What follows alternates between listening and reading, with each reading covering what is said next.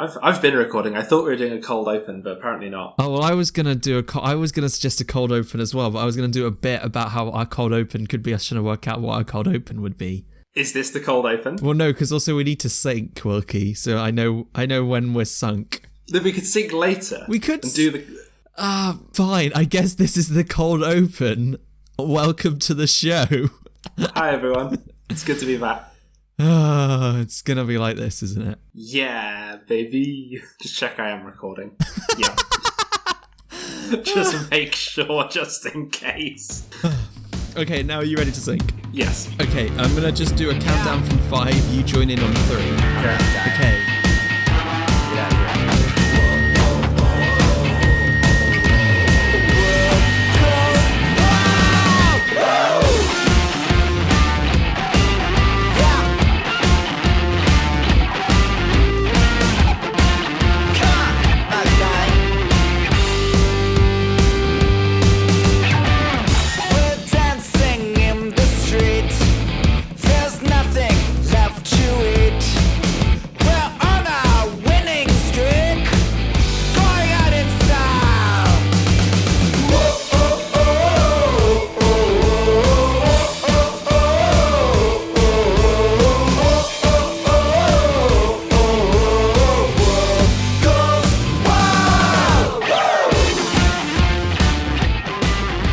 Everybody to another episode of Boi Review, a little show we like to do here at the weekends, or as you call it, Wednesday.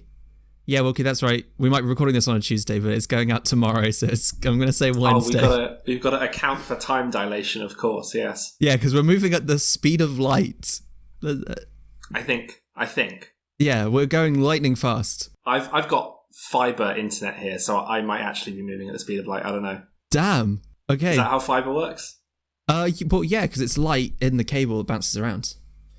Hell yeah. I think there's a weird thing where you can make it go faster because it reflects. I don't know. I did a whole physics degree and I don't remember how they explained it once. I did a classics degree, so I'm just going to trust you. Yeah.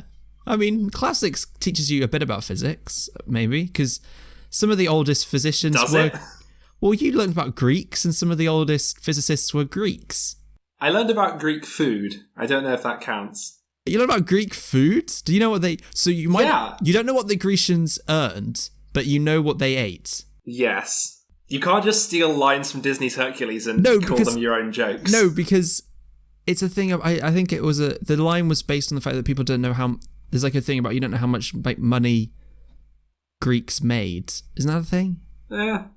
I mean, there's bits of paper that say, or like tablets that say like how much things cost, and you can sort of extrapolate. But that wasn't what my degree was about. Oh, I mean, that would have been. That's like a maths class. Maths and classics would be a good combo to do. Probably. I almost didn't do classics at all. I almost did physics and philosophy dual honors, joint honors. Wow, maths and philosophy I've heard. I've not heard physics and philosophy. That's a interesting combo. But it was not to be, sadly. Disappointing. Well, Wilkie, I can make you happy again because you know what is to be. What? We're back. Hell yeah! Yeah, we have a show again. The apocalypse prevented us from doing the show. But it wasn't really an apocalypse. It's not quite an apocalypse. Fine.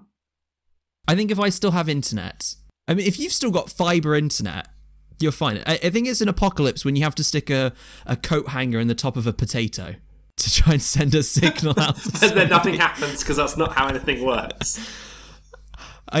Stick a coat hanger in the potato, rub it along the carpet, generate some static electricity, and then Bob's your uncle. You've got TV, radio, and internet all in one. Hell yeah. That was a top saving tip, money saver supermarket for Martin students. Lewis, eat your heart out. Exactly. Yeah, so this little show is one where we review everything. That's we're trying to, bold claim. But as you've already seen, we're 5 minutes in and we've yet to actually get into any topic. So we'll see how it might take us quite a long time to do that. But in the pursuit of that goal, let's go into our first topic, which I would like to go first with. If that's okay. Go ahead. And I asked if I haven't already cleared it with you before the show. because I would like to talk about cooking. Hell yeah. So I posted some pictures on Instagram of some of the stuff I've been cooking recently. It was from a HelloFresh order. This is not an advert. They have not paid us. But HelloFresh, if you are listening and you want to send us some money, we will happily take it. Go for it. Yeah, we'll be sponsored by HelloFresh any day. Exactly. But until that day, I will just talk generally about cooking, because I'll be damned if I give free advertising to anybody. So you're not reviewing HelloFresh nor the concept of like meal kit deliveries. You're just like cooking for yourself. Just cooking for yourself. And I think Izzy was also here. Izzy is my girlfriend, and I cooked with and for her.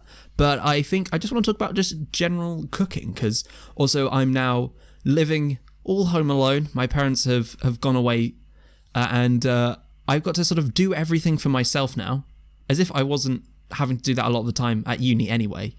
Wouldn't it be great if I could have just brought someone to like a maid or a butler or something to come and just look after me at uni? I mean, the amount of pasta I made in our house, like, I don't think you would ever have had to cook for yourself. You could have just been like, can I have some of what you're having? I'd have probably given you some. Yeah. But I looked after myself nonetheless, Wilkie. You could have helped me, but I did okay. And I just think cooking is such a fun thing to do, because not only do you have the practical nature, I'm going to finish that word, practical nature of actually creating something you can eat that will sustain you. Eating is one of the things you have to do to stay alive, I have discovered. As a theory stamp. And we're waiting on the journal Nature to ratify those claims. Exactly. It needs to be peer reviewed, as all things do. Need to get a control study in. They need a group of people not to eat for a bit, see what happens. Well, I'm in Brighton, so I can get a pretty good peer to review your work. Just make sure it doesn't burn down, am I right? Ayo. Ayo. Only real West Pier gang represent. Such a niche joke. Such a niche joke. Anyway, but cooking is also just a lot of fun, because I've just finished my dissertation, for anyone that doesn't know. A whole 15,000 words of essay that I had to submit to the university. I had to submit it twice to two different people. I don't know who those two people. I don't know. I had to. I used to have to print 2 copies of it, but since COVID became a whole thing, don't have to do that. So that saved me a lot of money from Warwick Print. But I had to send 2 different copies. I assume it's because one goes to one person and one goes to another person. They don't know who's who. I don't know. Weird. I don't mark it. My dissertation had 2 markers, but I did only have to upload it once. Do you have to upload it to like different websites? Just the same Moodle link twice. There's 2 different Moodle links, but I don't know. Anyway, cooking. After that, I felt I had no purpose in my life. I didn't have any sort of balance, nothing to do. But cooking does sort of give you a directive, because you've got to follow a set of instructions. And so, it's like prepare the tomatoes, prepare the onions, prepare the water for the pasta, and whatever it is that you're cooking. Get that mise en place. Yeah, remember to turn your oven on, because if you don't, you're going to have to wait 10 minutes for it to heat up. All of that stuff. And so it does, and it gets you quite zen. I find it quite fun to listen to music, maybe have a bit of YouTube or Netflix on in the background whilst I cook. And then also at the end of it, I get to eat something nice rather than just it being a microwave meal or whatever that's been prepared for me and frozen for months at a time. It's all nice and fresh. I can feel good and healthy about what I've eaten. Yeah, I also enjoy cooking. I think I cook much less often from a recipe. I enjoy just sort of messing about, seeing what works. But yeah, cooking's a lot of fun. I definitely see what you mean by it's very zen. You just get to chill out and prepare some nice food, and it feels very wholesome. Even if you're cooking something that's like on the unhealthy side. I've cracked a fairly nice recipe for macaroni cheese lately. Do tell. It uses science. So I feel like all cooking's kind of a bit of science. Well, yeah, but it uses like a bit more science. So blast it with like some weird laser thing. I mean that is essentially what a microwave is, but it's not a microwave. Okay. Okay. You know that like pre-sliced cheese that you get, and it's like individually wrapped in individual slices, like American style cheese. American cheese, yes. Yeah, American cheese is reconstituted cheese. They melt it down and then they form it into these little slices. But cheese doesn't like it doesn't reconstitute that way naturally. So they have to add this stuff called sodium citrate. Big word. Yeah, it's the sodium salt of citric acid. And what that does is it's an emulsifying agent. So if you put in half American cheese and then half regular cheese, like whatever cheese you want, and you mix it up with milk and butter, it makes like this ridiculously smooth cheese sauce that you don't have to like mess about with a roux where you risk making it gritty or anything. And so that's really fun. So like I was saying, even when what you're making is kind of unhealthy, it still feels nice because it's like, oh, I didn't just like whack it in a microwave and now I've got this. Like I put work into making this thing that is now going to be nice. Yeah, and also you touched upon something because you talk about how you don't always use a recipe. I don't often use a recipe either. I feel like I've cooked quite enough things, I've used enough different ingredients that for a lot of the basic stuff, I kind of know what works. So I can think like, well, I'm going to grab that tomato and I know what a tomato can go with. It's great with onions and other vegetables. It's great with pasta. It's great with a whole host of other things. Probably don't want to spread it with jam on my toast. But probably not. To only briefly mention HelloFresh one more time, one thing was cool was that they do give out recipes, and it was quite fun to have to cook something from a recipe because it did give me a host of new ideas. One thing was using cream in a cheese sauce. Not that uncommon a thing, but it's just something I hadn't really done before, and probably way more expensive than most other options, but it was a cool idea. And there were a few other things where had to cook some halloumi and I put some sesames on it. Sesame seeds. I've never used sesame seeds before, but it was cool. And you spread some honey on the halloumi so they'd stick to it, and it was really really well, nicely baked. Lovely. That sounds great. I know, it was. I love halloumi. It was quite a lot. It was quite a laugh, and that was a lot of fun, and it's given me some new ideas of things that I could sort of combine into recipes in the future. So I think I like to do a balance occasionally of cooking something with a recipe and then also trying to work it out myself. Yeah, improvising, you could say. Improvising and doing it my own way. And so with that little discussion, we're going to have to review cooking. And for anyone that hasn't heard Boi Review before, how could you not? How does everyone not listen to Radio at Warwick, 12:51 a.m.? God, it's a classic. How do I miss it? I miss it so much. They have all the nice podcast equipment or radio equipment. Have they put the new desk in yet? I mean, I don't know if anyone's been allowed into Warwick, Wilkie. It's really sad. It is sad. I mean, you'll be hopefully back doing Raw next year. We'll see. We'll see if it's allowed. Well, yeah. But so for anyone that hasn't been listening though, we have a 1 to 4 rating system. It's not the best system in the world. I'd probably give it a bad good, which I'll explain what that means now. So I briefly forgot what that meant as well. So a 1 out of 4, the lowest rating is bad. Makes sense. Bad twice. It can't get any worse than that. Then the next step up is a 2 out of 4. It's a good bad, because the suffix is the bad. That's what it is. But the prefix still is bad. good. But it's okay a little bit. Then a 3 out of 4. It's on the good side of bad. Exactly. And then a bad good is on the bad side of good. That's a 3 out of 4. And then finally, a good. 2 thumbs up. My favourite rating. Wilkie's favourite rating. Again, I think you've given not a good once. and then it was a bad good, which you then later corrected and said, you know what? I'm going to give it a good. You know what? I was being unfair. I was being harsh. But I was in a bad mood.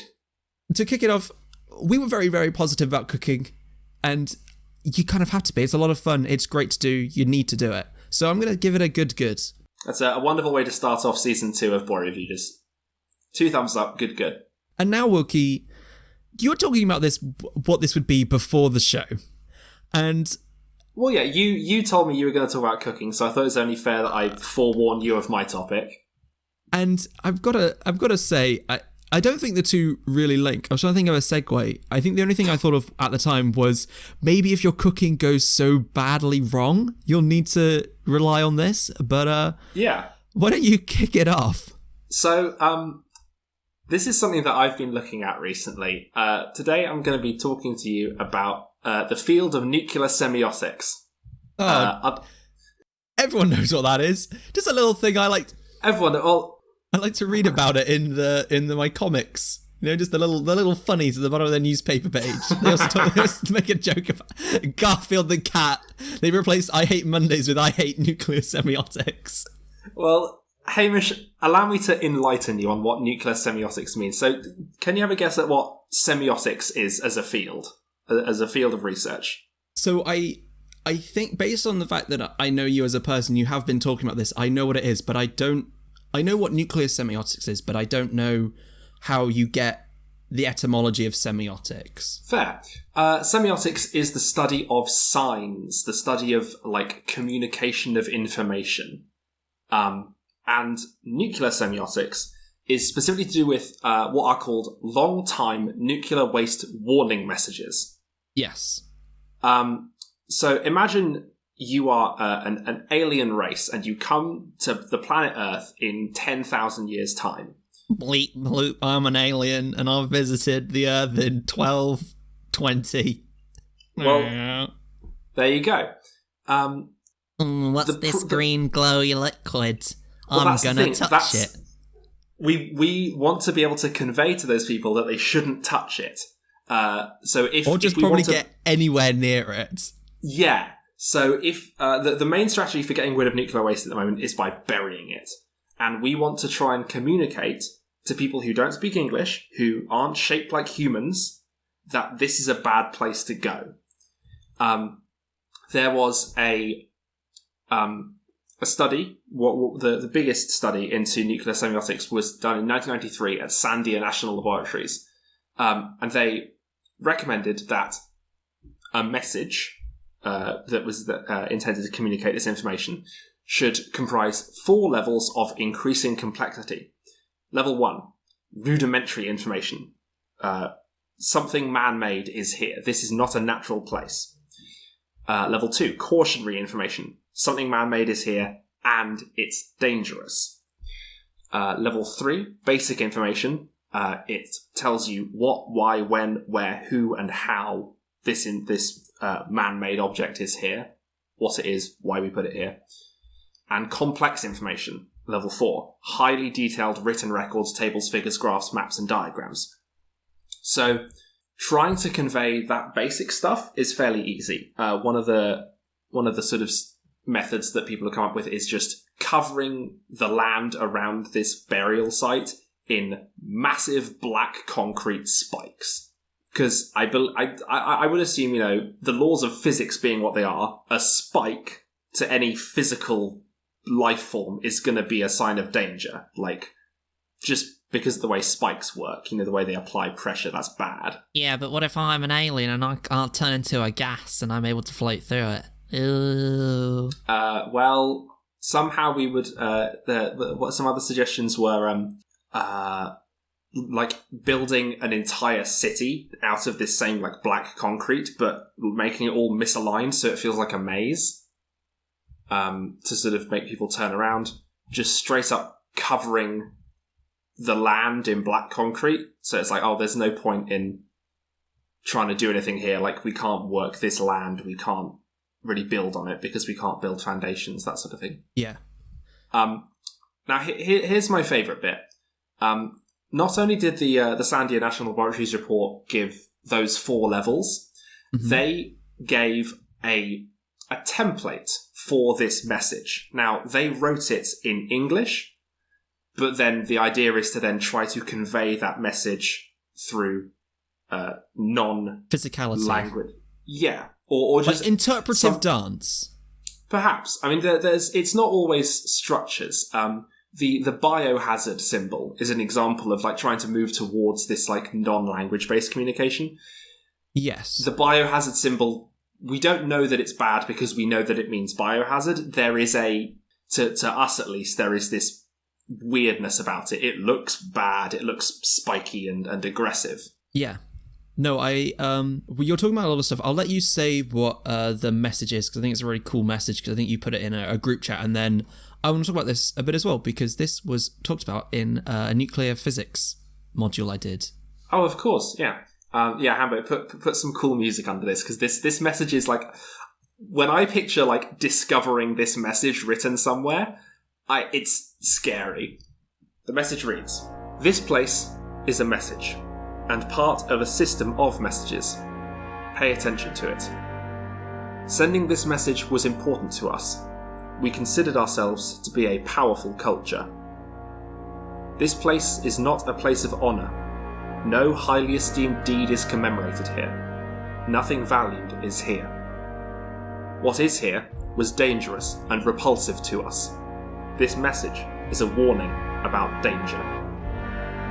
The danger is in a particular location. It increases towards a centre. The centre of danger is here, of a particular size and shape, and below us. The danger is still present, in your time as it was in ours. The danger is to the body, and it can kill. The form of the danger is an emanation of energy. The danger is unleashed only if you substantially disturb this place. This place is best left shunned and uninhabited."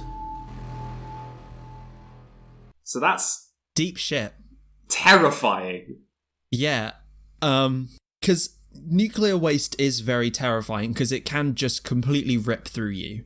Particularly the ones as you get nearer to it, like alpha and beta radiation, will just tear you apart. That's why you've got to be really careful with... Like, physically? Not quite tear you apart physically, but it will... well, actually, no, kind of physically, because it will give you cancer and stuff. So I'm picturing, like, laser beam holes, like, just, like, shooting through your chest. You're not going to be, like... I mean, it would have to be, like, highly powered, but it's why you've got to be really careful with certain old... And even, I think, some modern... What are they called? The things that go off when there's a fire. A fire alarm. Took me a second. Yes. Oh, yes, because they've got radioactive material in them, haven't they? Because there's the episode of Young Sheldon. Yeah, so Is they it Young have... Sheldon, where he makes a nuke? I don't know. I've not watched Young Sheldon. Probably. It's like it's probably an episode of The Big Bang Theory, and just an audience laughs as Sheldon makes a nuke and plans to blow up everybody. Yeah, he orders like 500 defective fire alarms and takes out all the nuclear waste and tries to make a generator or something. Yeah, because basically an alpha emitter is the most potent emitter of nuclear energy. It's the most ionizing, but also has the shortest wavelength. If I had an alpha emitter, probably just even where my webcam is, I'd be fine, because there's enough air between me and that emitter that it just the energy just doesn't get to me at all, because it just gets absorbed by everything around it. And that's why it works great in a fire alarm system, because you just have a detector and an emitter really near each other, and then if even just some smoke gets in the way, it blocks it, and then your alarm goes off, because I can't detect this thing anymore. Help, there's a fire, or there's something like smoke blocking it. It's sometimes why there's deodorant, or even like lots of steam can also have the same effect, but it's kind of good. But then, it's clearly the best method we've come up with so far. I think we have other methods now. I think that's why we don't always use them. There's heat alarms. My first year accommodation had heat alarms in the kitchen. Exactly. Yeah, I think we have better ways of alarm systems. Though sometimes I know in some of like the physics labs, because they do experiments with heat, they can't use regular heat alarms because it just doesn't work. They would set themselves off all the time. I remember someone actually installed a heat alarm by accident, and that was a fun day where the alarm went off 5 times during lectures. Crikey. That's a story for another time. The nuclear physics side of it, it was exactly this problem of, we've got all this nuclear waste, what do we do with it? Because the two options are, we send it off into space, and that seems like an okay idea from our perspective, but it's quite expensive to send stuff up into space right now. It's not cheap to do. Secondly, on that note, not all the time, but frequently enough that it would be a major issue, space travel sometimes goes wrong very explosively, very near the ground. And if you've got something that's kind of up in the air a bit, boom, with lots of nuclear waste, you just spread it all around through the air. Way worse a situation than it was before. That would be a bad. That would be bad. And then finally, from the sort of this perspective of nuclear semiotics, of thinking about people going forwards, or maybe not people, but, other living creatures. Whatever civilization is on Earth after us, yeah. If you send it off into space, you don't know it's going to hit. Will it land on some other planet eventually and maybe affect life? Will it, even if we just send it off, could it collide with another planet in our solar system, or any of these other whole host of things? You've got to really think about it. And then, burying it underground, most scientists would say that the human race isn't going to be around forever. You'd hope we'd be around for a long time, but there's a whole host of things. Either we will end ourselves, possible, or we will, a giant meteorite killed the dinosaurs. They didn't really have any control over that unless some dinosaur knew some really powerful spell from Final Fantasy. You don't know that's not true. Just put on a little wizard hat and a wand. Cannot deny nor confirm. Exactly, because that would have all burnt up in the meteor, right? Yeah. Exactly. It's like it's the plot of Final Fantasy VII, but with raptors and T-Rexes with big long swords. They would have all melted, so you don't know that didn't happen. Is that the one where they have a car? Has long silver hair. I'm picturing Kingdom Hearts is the thing. I'm picturing Kingdom Hearts as well. Choice game.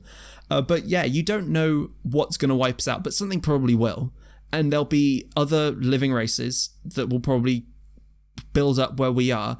And there are all these issues, because you talk about the nuclear waste hazard symbol. It's typically yellow and black, and yellow and black's a really common symbol for a lot of human hazard signs. And that's because with the fauna and flora we currently have on Earth, yellow and black is a consistent sign of danger.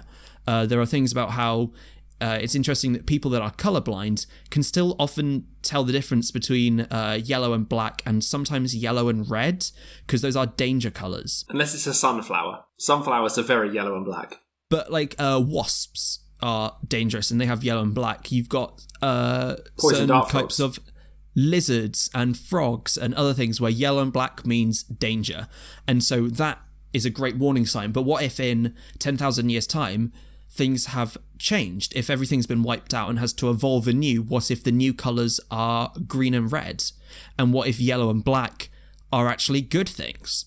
So how do we then convey those kinds of messages? And even then, you say, concrete, well, over millennia, that could get worn down by water and other erosion effects. How do we still maintain that this area is dangerous when potentially anything we build could just disappear over time? One of the most interesting theories that I heard of like you were saying, like concrete erodes, was to essentially to invent religion. Like if you start like almost like in the Fallout games, you got like the cult of the atom or something.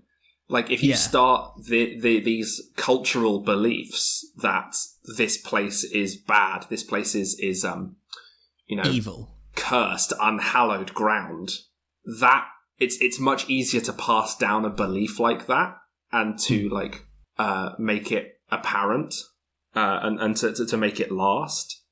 The idea of starting like nuclear cults was genuinely considered as like a way of protecting nuclear waste. But then if the cult, everyone that follows the cult dies out, it goes wrong somewhere. What if the message changes? Because even with, current religions, people can take what's written and they can sort of be a good person about it, or they can be a dick about what's written. Yeah. And, you know, someone might... all it takes is one or two crazy people that sort of read it and say, hey, you know what? I'm not going to listen to you. I'm going to believe that it's, in fact, a good thing, and is going to go and gobble all of that nuclear waste, and I'm going to share it with people. It doesn't take much for it to go horribly, horribly wrong. And then, yeah, all the people that, or whatever it is that follow that religion die out, still doesn't solve your problem. And it's a really, really big issue with nuclear. That's why people are kind of going away from nuclear as a possible alternative to coal fuel, just because you have this long-term problem with it, and you can't do anything about it. It's pretty scary. It's really scary. Like there's no solution that sort of works completely.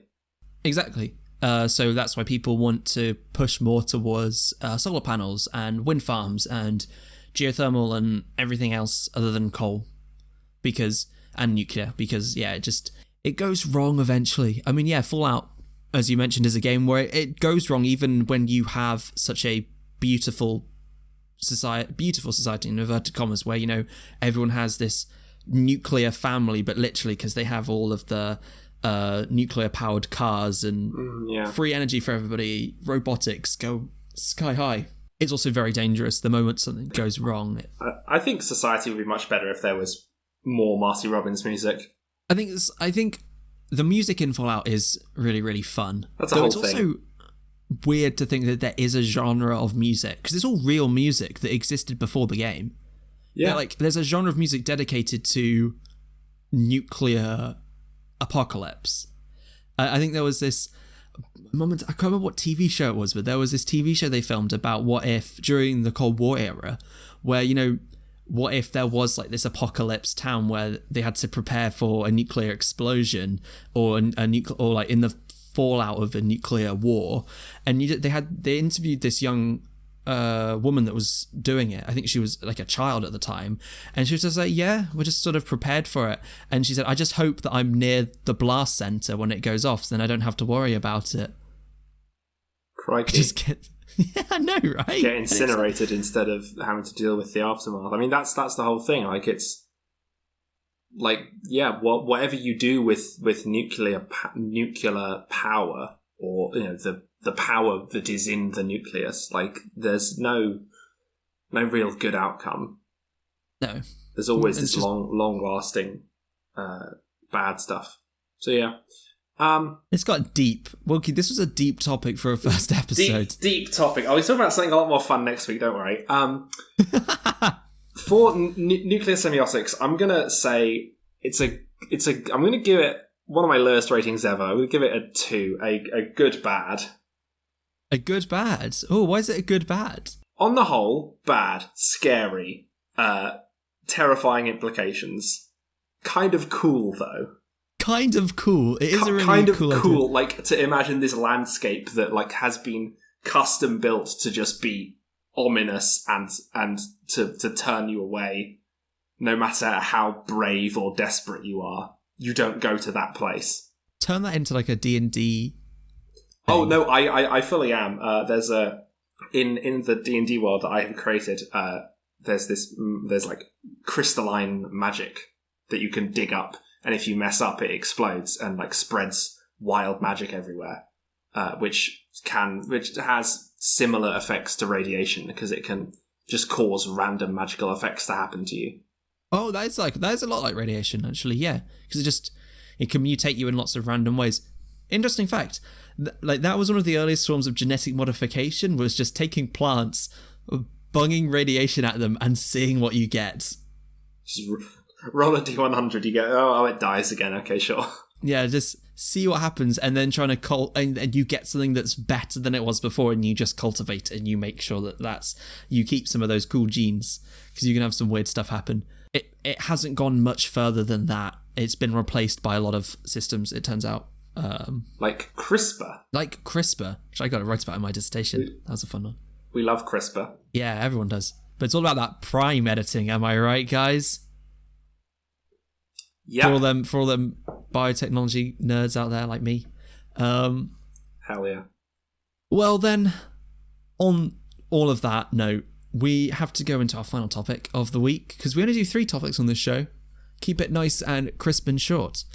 We're going to be talking... Kind of meta. Not about nuclear semiotics or anything quite as deep. We're going to be talking about podcasts, because this show is now a podcast. It's not a radio show anymore. It is streamed, I think, most places. I don't know. Anchor says it's hooked me up to a lot of things. I'll need to double check exactly. Yeah, Anchor looked pretty promising. I looked there earlier. I've hooked up the RSS feed to my podcast app of choice. But yeah, it's disseminated us to a lot of places, and I'll probably, over the next couple of days, see if we can get onto any more. But podcasts are pretty cool. You and I both listen to podcasts, and we make them. So I think we should talk about what we think of them. And I love podcasts, because we were talking earlier about cooking, and you were saying like, oh, like I like to listen to music and have Netflix on while I cook. It's podcasts for me. I have podcasts on while I cook. I remember back in first year when I lived on campus, I would make I shopped very regularly.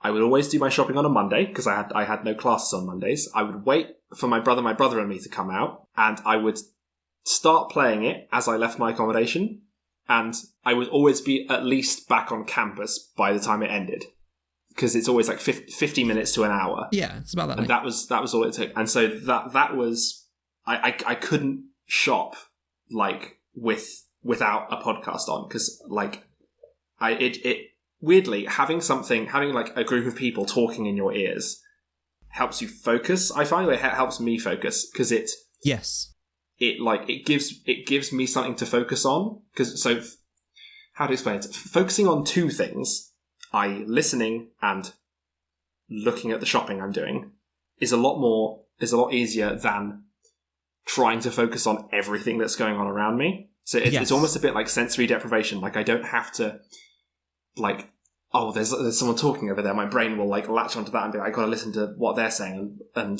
I've got to like listen to the announcement that's just there. It's not for me. It's someone has lost their child. That's not me.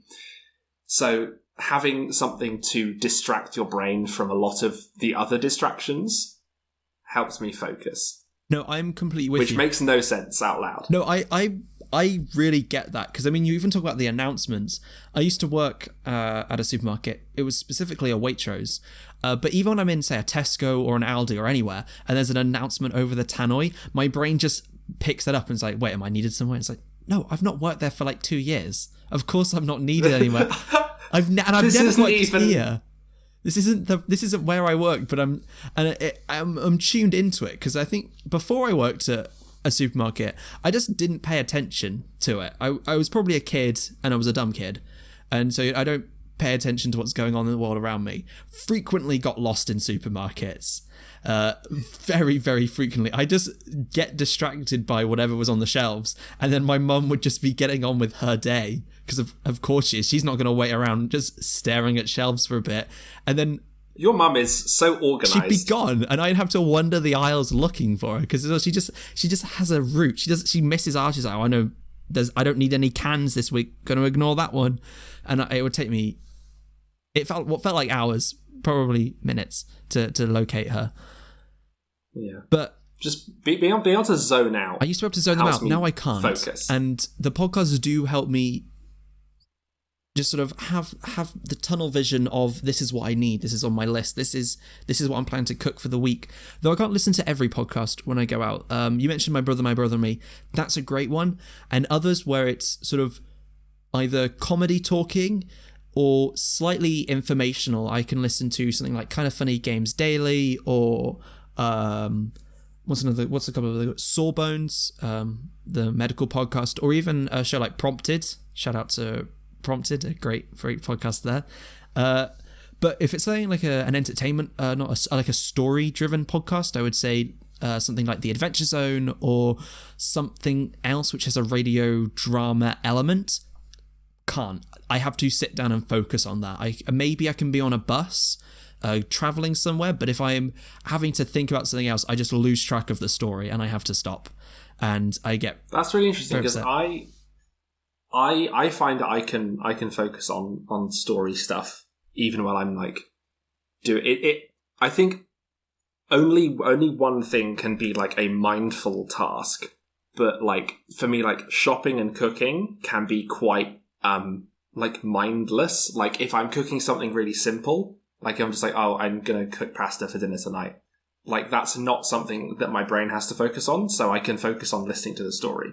And then like suddenly just the work is done because I've been, you know, I know how to cook pasta. I just leave it there for 10 minutes, put some sauce in, do some flipping around, add some like butter or whatever, or some olive oil, make it a bit fancy, and that's fine. So as long as I only have to focus on one thing, but yeah, if I'm trying to do like if I'm trying to like write an essay, or if I'm trying to like do some like story writing, I can't do that and listen to something that I have to focus on at the same time. I can't write, edit, do anything whilst I'm listening to something. If I've got something like music without any words in it, but yeah, definitely not a podcast. And I don't know what it is about the whole sort of story-driven thing because take like Sawbones, which is a medical history show. For somehow my brain's able to keep track of all of that and can, if I maybe miss something, can sort of make the leap as to, oh, I've missed some fact, but I can kind of understand it. Whereas, say, The Adventure Zone, because that's really the only D&D podcast I listen to right now, my brain goes, oh, wait, okay, I've missed something, and there's this new voice that's being said and some name that's been mentioned. I just have no clue who that is. Maybe, maybe it's something to do with dyslexia or something, because again, I find books quite difficult to read, just from a perspective of like keeping track of who the characters are. And even in TV shows, I can tell you what a character looks like, and we're like, oh, it's that guy with the grey hair, or it's the woman that wears the green dress all the time. I can't remember what their names are. I think I was watching The Witcher with Izzy, and I got a head start. I'd played The Witcher 3. I knew who most of the characters were, but if it wasn't Geralt, Yennefer, Triss, or Ciri, who knows? Peasant number 4, back again. The hello. Yeah. Just it's the I'm the same lady. with names. She does the magic thing. She's the evil magic woman. She turned people into eels. I know who she is. I don't remember her name, but she's magic eel lady. It's Madame Eel. Madame Evil. Eelville. The sequel to Farmville, where you just farm eels. Ooh.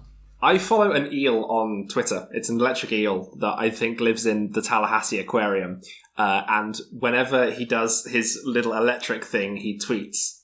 It makes a tweet with like a little comic book zap sound effect whenever he does an electricity. How does that? Have they got something hooked up to him, or? Yeah, there's like a little electrode in the tank that like picks up whenever he like gives off a little zap of power. I also follow a cat called Pepito, who has a Twitter account linked up to his cat flap. Oh, and it tells you when Pepito leaves his house and when he comes back. Oh, that's really awesome.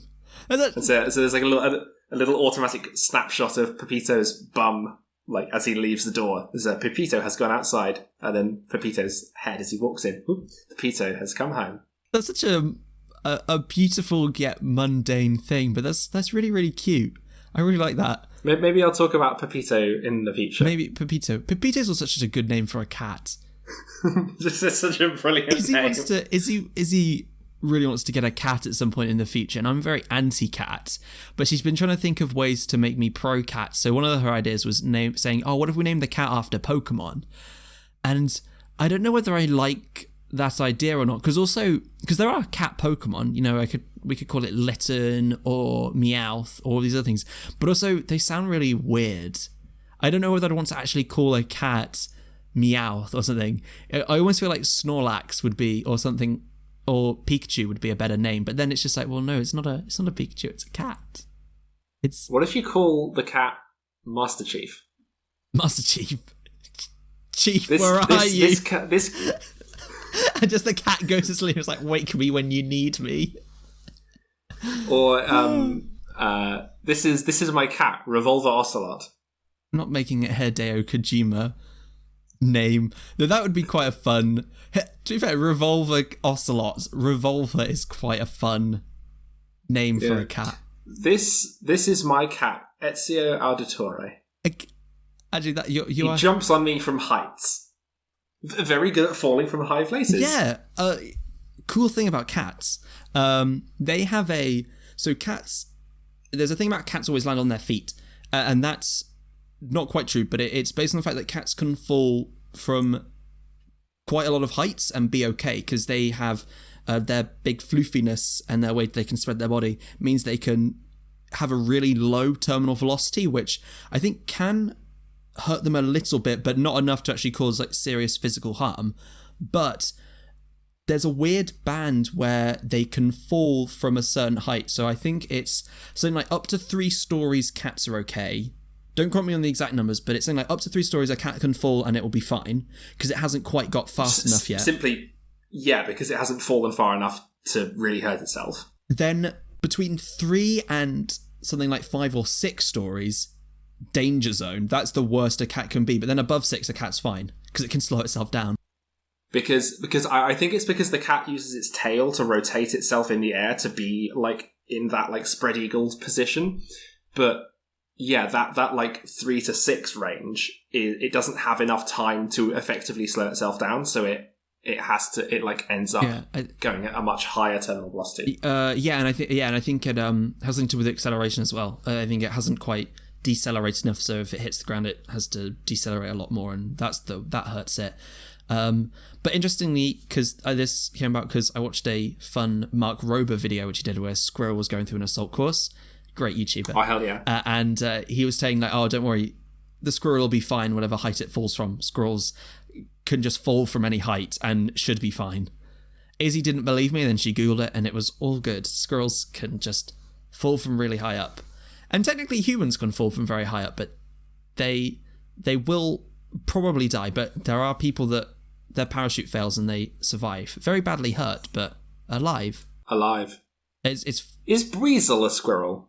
Weasel's like a weasel. It's an otter. That's it. Oh, because of its name. Okay, that's fair. I think it's named after a weasel, but it's more like an otter because it lives in the water and it has a tail that spins like a propeller, which just doesn't work. He's a buoyant weasel. Yeah, because it has a little floaty wing. I can't say it. Ring. What's a float? Is it a floaty? You call it a floaty, yeah. Float in the water. I really want to go to a water park. A life preserver. A lifesaver. A life preserver. I really want to go to like a water park, Wilkie. There was one in Coventry, and we should have gone, but obviously we couldn't. But that would have been that was a summer activity I had planned for us to do as a house. I went to water parks once. Nope. I'm killing that there. We're gonna. I think we've got sufficiently off topic enough that we can end the show. We've got to end the show nowhere near where we started. No, we did also. And I think we did also forget to review podcasts. Oh yeah, what's podcast review? I mean, we've got to give it a good. I don't think it's good. Yeah, podcasts are really really fun, and because there's so much variety there. You don't have to listen to the same thing, and there's podcasts about just such the nichest things. So that's why they're good, because you can find whatever you're interested in. And there's probably not just one podcast for on anything. it. There's probably a few. Particularly with... There's probably a recap podcast of the podcast. Oh, that's what you wanted this show to be. You wanted this to be a review of another... I didn't want this show to be that. I had a couple of ideas for podcasts. Oh, you just wanted to do another show where we review a podcast? No, that was one of the ideas I had, which was every week we do an episode of a different podcast. So I thought, like, one week we do an episode of Story Breaks, and we come up with a screenplay. That is actually quite fun, where we just steal everyone's format. Maybe that's something we will do. And then, like, the next week we do an episode of Wonderful, and the next week we do an episode of Sawbones. And we have to commit to doing an episode of Sawbones, and so we have to like research medical topics and stuff. We should do that. Put that in the document that we're gonna do a podcast of podcasts. Will it work? I don't know. Podcast cast. Yeah. Do Critical Role. Just have to do 3 hours of D&D. Oh, I would. Though, kind of love that, but kind of hate that. Though it's in media res, so it's just a middle episode. Maybe we do it with our actual campaign, and we just record our friends playing D&D, completely out of context. No one knows what happened before or after. It just happened. I do enjoy in media res things. Just like, oh yeah, here's a bunch of context, and then. It's really fun watching people like get super engaged. Yeah, that's as players though who don't know it. The players would know. Good. Podcasts are good. Good. And with all of that, we've rated 3 things. The show is done. Thank you very much for joining us on this magical adventure as we journey through the internet in a new and wonderful way as boys on a quest to review. I don't really have anyone to thank. Normally I'd say thank you to everybody. Thank you to all of our Instagram followers, and thank you for subscribing to this show. Yeah, we've got quite a few Instagram followers already. You started the Instagram a couple of days ago. In fact. If not yesterday. Yeah. And we're up to like 50 people. So thank you for listening. Yeah, we've got 50 followers. Share us with all your friends. Just, yes, please. Even if you don't think they'll like us, listen to our cool theme song. That was made by some site that does royalty through free music. I think Storyblocks.